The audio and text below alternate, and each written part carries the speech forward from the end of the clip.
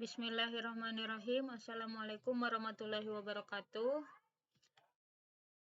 Hari ini lanjut untuk materi RPS Bahasa Indonesia.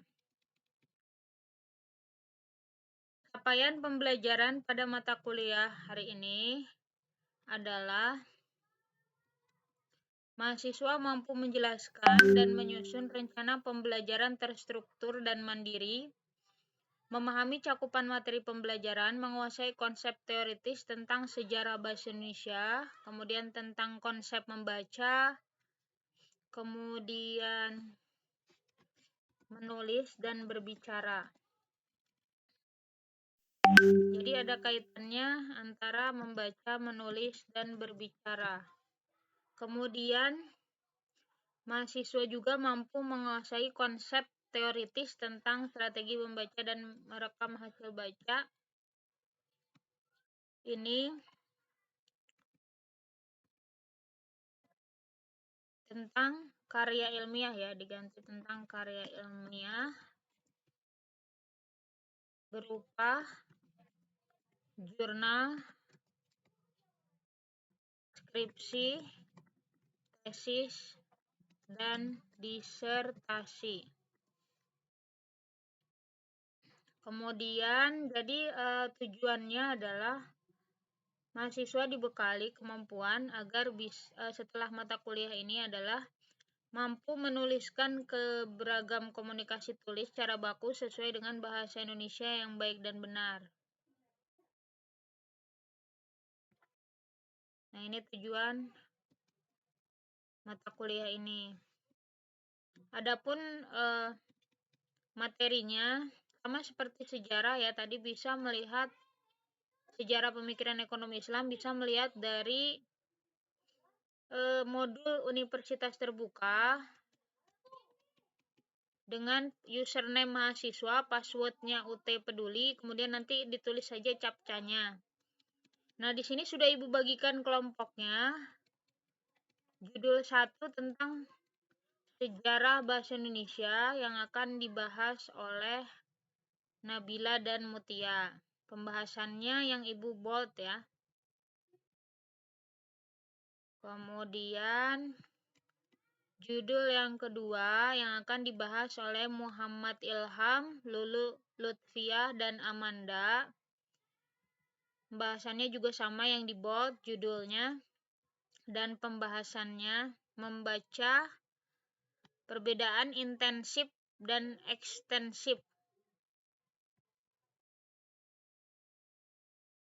Kemudian selanjutnya adalah judul yang keempat yang akan dibahas oleh Dini, Mariani, Lili, Suryani, dan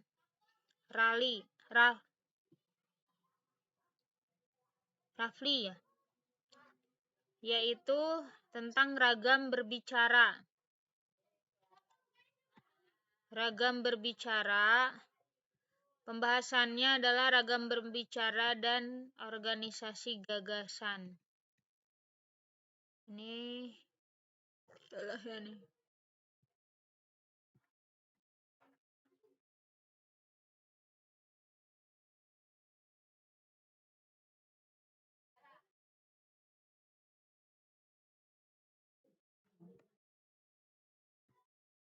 Kemudian judul yang kelima yang akan dibahas oleh Nurroh Munawaroh, Regita Dwi, dan Nurais tentang berbicara formal,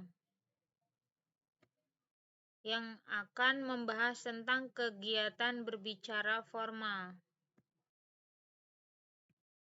yaitu biasanya kegiatan berbicara formal adanya di presentasi. Yang di bold itu berarti pembahasannya. Kemudian judul yang keenam yang akan membahas tentang karya ilmiah, yaitu di pembahasannya adalah bahasa dalam karya ilmiah, unsur mekanik dalam penulisan karya ilmiah. mengembangkan gagasan dan memproduksi karya ilmiah, yaitu Amanda Putri, Rizda Putri, dan Biki yang akan mempresentasikan. Kemudian selanjutnya kutipan yang akan dibahas oleh Livai, Gustiar, dan M. Syahrul.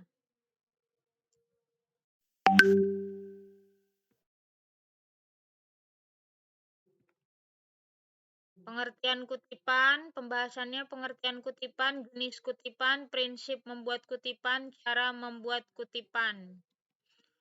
Selanjutnya judul yang ke-8 yang akan dipresentasikan oleh Reza R, Nina F, dan Siti Ainaya.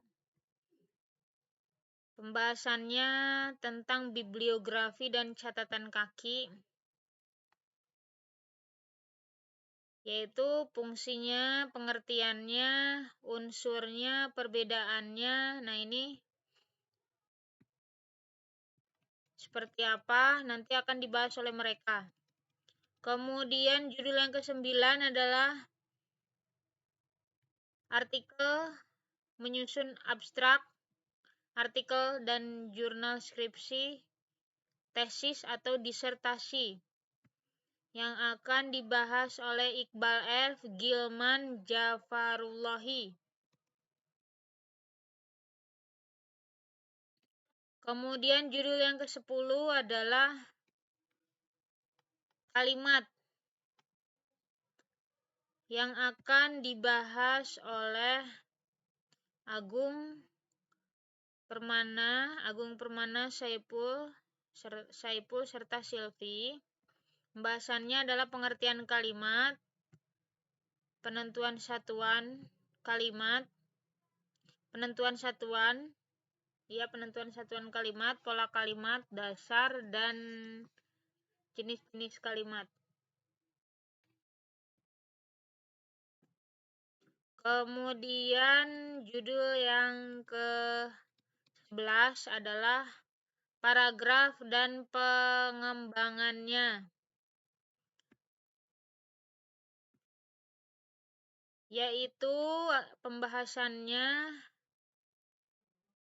paragraf, syarat-syarat paragraf, jenis-jenis paragraf, struktur pengembangan, dan langkah penulisan, yaitu M. Alifa, Yayang, Bray, dan Nur. Kemudian judul yang ke-11, 12, menyunting karya ilmiah, yang akan dipresentasikan oleh M. Fikri, Jivaldi, dan Seruni. Pembahasannya adalah kaidah penyuntingan pelaksanaan penyuntingan. Kemudian selanjutnya etika dalam menulis.